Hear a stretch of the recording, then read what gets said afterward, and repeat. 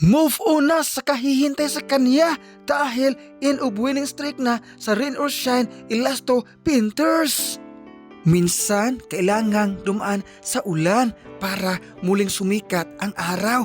Matapos ang isang kangahangang winning streak, yumuko ang ating Rain or Shine Elasto Painters sa Phoenix Fuel Masters sa score na 83-87.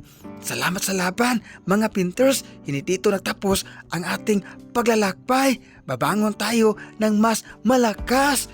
Eto na mga idol, pakpakan na ng Rain or Shine Elasto Painters versus Phoenix Fuel Masters. Dumadako na tayo sa first quarter sa ating pagmamarites. Eto na, Rain or Shine nagmamadali, still ng Phoenix, at eto na, pasa kay Dike, dak. Nagtagput sa mga tsismusa ang binitawan ni Dike sa Phoenix Fuel Masters. Aray ko po. Grabe mga idol, akala natin tuloy-tuloy na ang panalo ng Rain or Shine, pero mas nalimutan natin ang pula ay bilog. Kaya nga natalo ang Rain or Shine Elasto Painters sa mga umiinit na kamay ng Phoenix Fuel Master. Basta Master, panalo ka, aray ka. Mga idol, dumadako na tayo sa second quarter sa ating mga chismis. Eto na, Rain or Shine, nagmamadali. Dumilis kasi sa ire. At ito na, pasa kay Villegas, bumitaw ng long distance si Beng. Pasok naman ang kanyang binitawan. Score, hatid natin sa minute na open, 26-18 lamang ang Rain or Shine. Eto na, Nili, bumitaw ng long distance si Beng.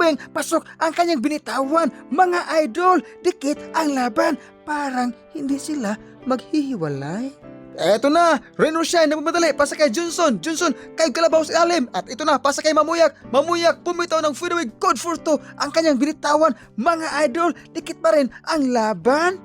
Mga idol, dumadako na tayo sa third quarter sa ating mga chismis. Ito na, Rain or Shine ang bula, pasa kay Mamuyak, good for two ang kanyang binitawan. Mga idol, lamang na ang Rain or Shine, parang binitawan na ang Phoenix Fuel.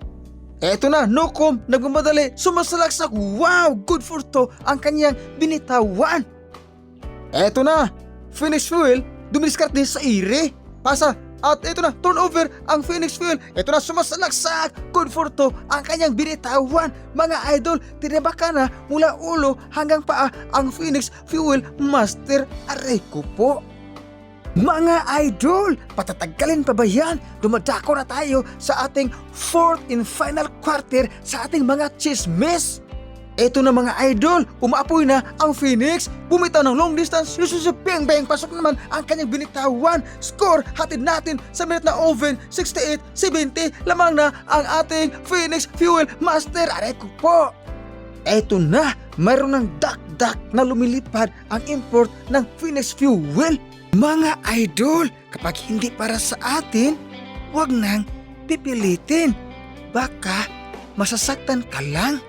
Mga idol, at sa wakas,